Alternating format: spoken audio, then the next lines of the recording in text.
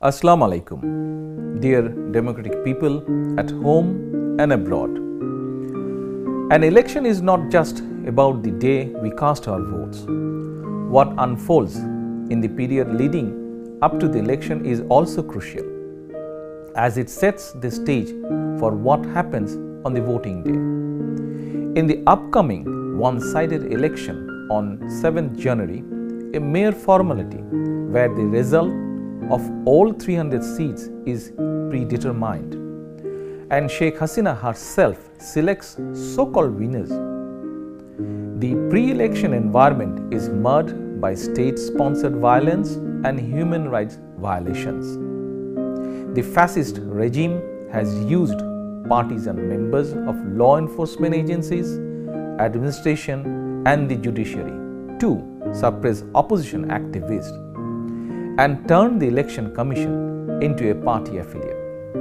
This dummy election, which is neither inclusive nor participatory and commonly rejected by Bangladesh Nationalist Party BNP, 62 pro-democracy political parties and the people of Bangladesh, creates a mockery to the nation's democratic aspiration.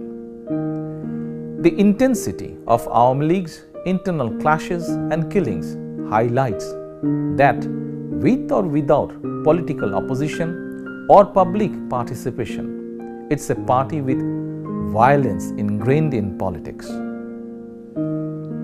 The tainted election in 2014 and 2018 and widespread irregularities in the by-elections over the last 15 years prove that fair and credible election at any level is not possible under Sheikh Hasina.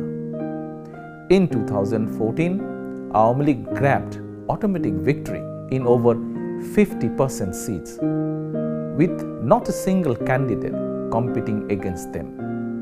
In 2018, the ruling party stuffed ballot boxes on the previous night, completing the election before it could formally begin.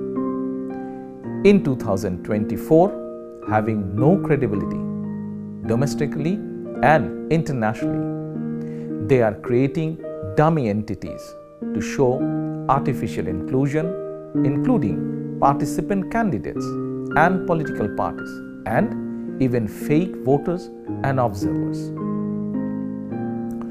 Not only that, Awami League is pressuring 12.8 million people by threatening to remove their social and financial benefits if they don't vote. As an organized decision, the party is trying to compel voter participation nationwide by instructing them to submit their relief cards, as well as threatening to cancel their civic services, utility connections, national ID cards, and home eviction. There are alarming reports of voter intimidation among government organizations. For example, Ansar and Village Defense Party, who boast 6.1 million members, being instructed to secure votes for themselves and their families. Shockingly, the police higher-ups are conducting meetings with the ruling party leaders to increase voter presence by force. Coercive measures like postal voting for all government employees and local government manipulation with benefit threats underline unprecedented irregularities. These kind of manipulations were rooted in BNP's grand rally on last 28 October, which changed the political landscape.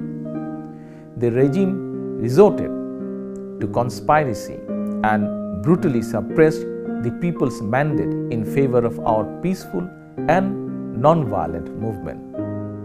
Awami League, in collaboration with partisan section of the police, orchestrated pre-planned anarchy on that day. BNP leaders and activists at all levels were then falsely charged, including in a horrific police death by ruling party thugs.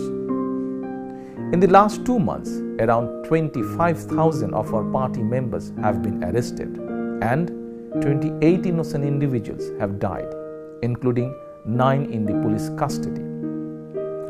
These brutalities are based on the regime's self-inflicted and sabotage violence, such as targeted assaults on buses, trains and private establishments, causing the loss of lives and damages to assets.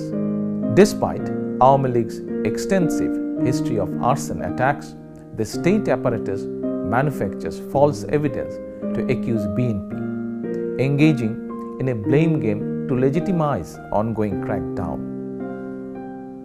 I am providing just 2 examples among thousands to underline that there is absolutely no substance in the politically motivated cases against our party's 5 million members and every democratic activist from every aspect of society who have challenged the government in some way. The Agriculture Minister's recent statement that all jailed BNP leaders would be released if they agreed to participate in the election is a reflection of a sheer judicial injustice. On the other hand, the quick release of a BNP leader who compromised by meeting Hasina and received Awami League nomination with all charges dropped overnight reveals further erosion of the rule of law. Regardless of what transpires on 7th January, this Awami League government remains illegal and illegitimate. If autocracy clings to a globally integrated Bangladesh, it will have a spillover effect on our international friends and development partners.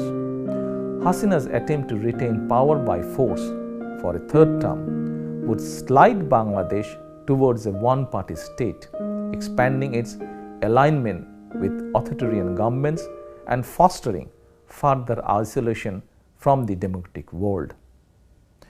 As the main opposition unifying the nation, BNP is dedicated to restoring the power that continues to be unjustly taken away but rightfully belongs to the people of Bangladesh. We pledge to align economically and strategically with democratic nations and institutions and implement domestic policies and initiatives to empower all Bangladeshis with freedom, equality and justice. Towards that goal, and with the support of the international community, the pro-democracy people of Bangladesh aim to ensure Sheikh Hasina's resignation and establish a neutral, non-party election-time government, paving the way for a real election, the election that will truly reflect the will of 120 million voters. Thank you all for your time.